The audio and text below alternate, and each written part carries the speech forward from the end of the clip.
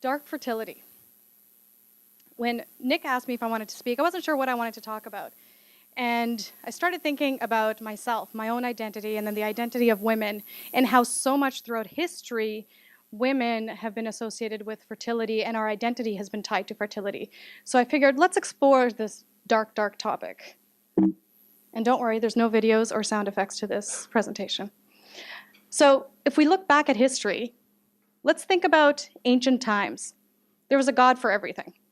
Doesn't matter if you look at Egyptian history or Roman or Greek or Indian, there was a god for everything, different purposes. And sometimes you'd get the standard, god of fertility. But as I started to research and explore, I discovered there's some really specific duties that gods, let's say, exercised.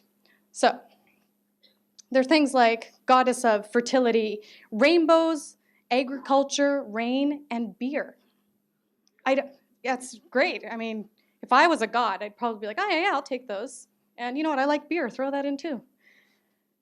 And then there's god of fertility, reproduction, and I'm not lying, lettuce. So I don't know what the archaeologist who found this was thinking, but whatever that image was, they're like, oh, yeah, this is definitely lettuce, not harvest. Every other description is, oh, yeah, god of fertility and harvest. This one, no, this is very specifically lettuce. So interesting. And then we start to get a little bit darker. So goddess who enables penetration. So very specific task and responsibility here. The god who subdues the bride to the husband's will. Okay, we're starting to see power and control come into play. The goddess who unties the girdle of the bride. More power, more control. The snake god or goddess associated with rainbows and the fertility and erections of the tribe's shaman. So there were tribes in various different cultures where only the shaman could impregnate women. So, imagine this, you have a husband and a wife and they want to have a child and the husband's like, all right, well, I'll drop you off with the shaman. I mean, do I need to take you twice a week, 3 times a week? How long is this going to take? Interesting process. But it's a lot of power put into the hands of religious leaders. Then there's the goddess who holds the bride down on the bed. And we've seen this come into play in Handmaid's Tale. And the goddess of lactation. This popped up a number of times as well. So we start to understand what was society's attitude towards fertility. Fertility was very important. And women were essentially the vessel, and they were to be controlled so that fertility and the future could be controlled. So when we think about fertility, we think about the definition of womanhood, fertility and the oppression of womankind, and you cannot ignore the dangers of patriarchy and power. I don't need to get into the details of how women have been treated in society, how they've been controlled, how they've been oppressed, and how fertility has been the focal point for that oppression. We're very fortunate in Canada. I can't even say North America because we have a lot of choice here and we have a lot of empowerment. But there are a lot of parts in this world where women still don't have the rights and control over fertility. That's the dark history and the dark present. So why wouldn't the future be dark? We're all here for dark futures. You must like darkness or are intrigued by it or are drawn to it. So I'm assuming you read dystopian novels or watch dystopian film. And what do we often see as a focal point in dystopian media? It's the end of humankind. And what is more shocking about the end of humankind than the end of fertility? How often have we seen the theme of fertility pop up in dystopian novels and film? And they pop up in different ways. In The Matrix, you have your machine city of embryos. The Giver is a great example. This black and white world where everyone is prescribed a role, what they're going to contribute to society. They don't get to really choose who they're with, what they do for a living. There are certain people that are designed to give birth. There's others that are nurturers. And if you're not a perfect child, what happens? You are released, as they say in The Giver. Released means the death sentence. So in this story, you see Jonas trying to save his little brother, pseudo-brother Gabe, because he's not a perfect baby. This is what happens in what starts off as a utopian world and then turns into a dystopian story. You have children of men.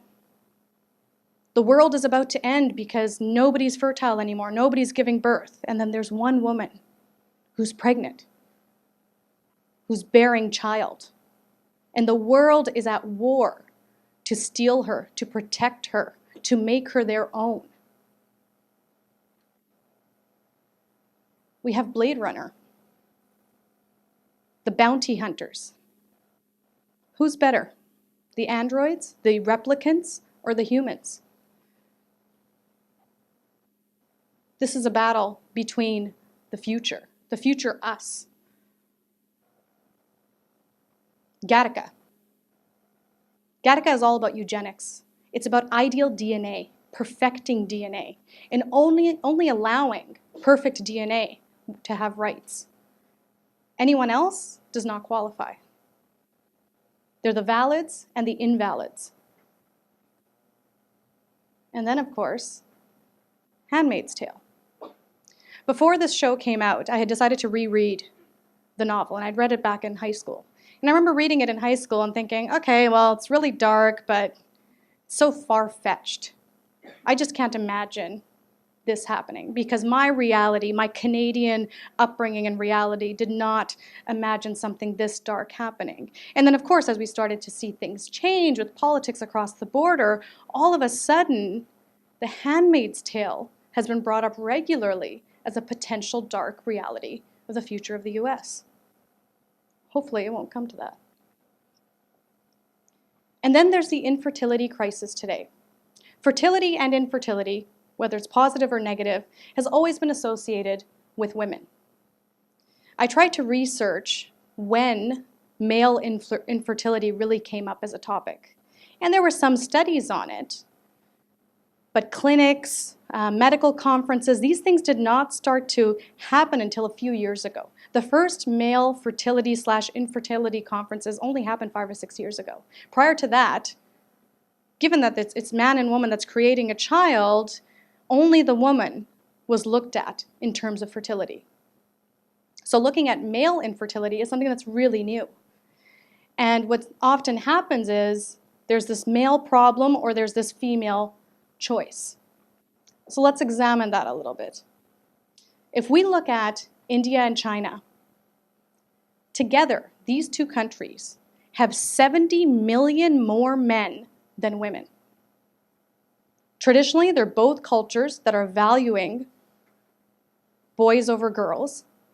China implemented the one-child policy, which really increased the rates of women actually not being born or being killed at birth, whatever it is, or abortions. A lot of crimes have been committed so that parents can have that one boy that they want.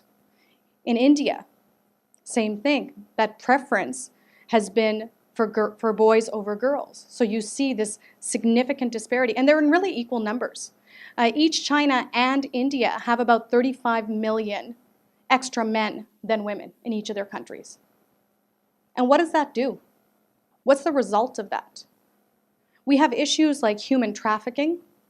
We have increased prostitution. We have men that are growing depressed and lonely because there's no future potential for them to be in a relationship. You have more violence. There's even economic impacts. So looking at that disparity between the number of men and women in society has a lot of negative impacts on us. And then there's the infertility crisis of the Western world. Since 1981, in North America and Western Europe, male sperm count has declined by 50%.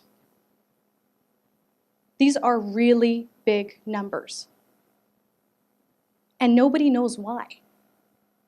That's the biggest issue with this, is that nobody understands why. So you have declining sperm rates in the Western world, and then women and men are choosing to wait until they're older to have children, perhaps because of career or affordability, whatever it may be, people are waiting longer.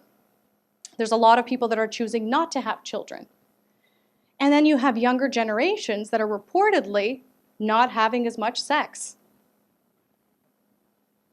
So if you look at birth rates in the Western world, they're significantly declining.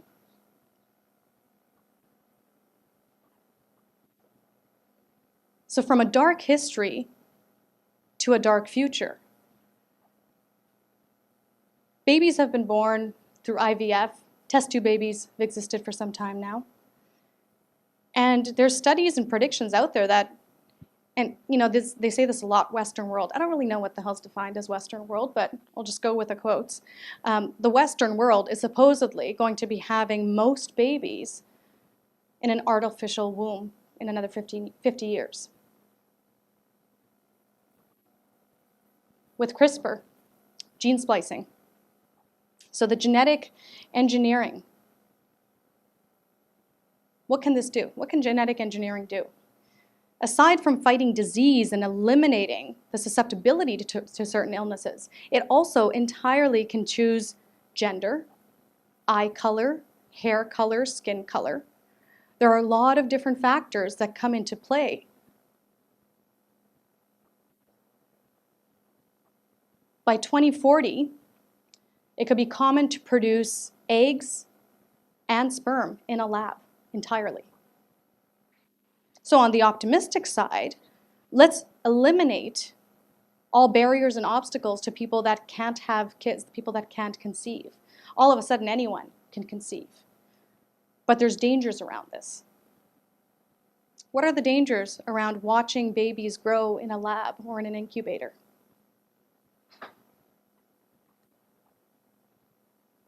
Ethics, power, money, control, these all come into play. What happens in a world where people aren't as fertile? What happens to those that are fertile if they're identified? Depending on where you are in the world, fertility could be a choice that only the wealthy have. Reproduction could be a choice that only the wealthy have. If there are major crises around fertility, people can be kidnapped, women can be controlled, they can be held hostage. You could see this happening the same way you see it happening in film and in novels. There's a lot of darkness around the control of the future of humankind. Controlling fertility is controlling the future and society. The question is, are you safe?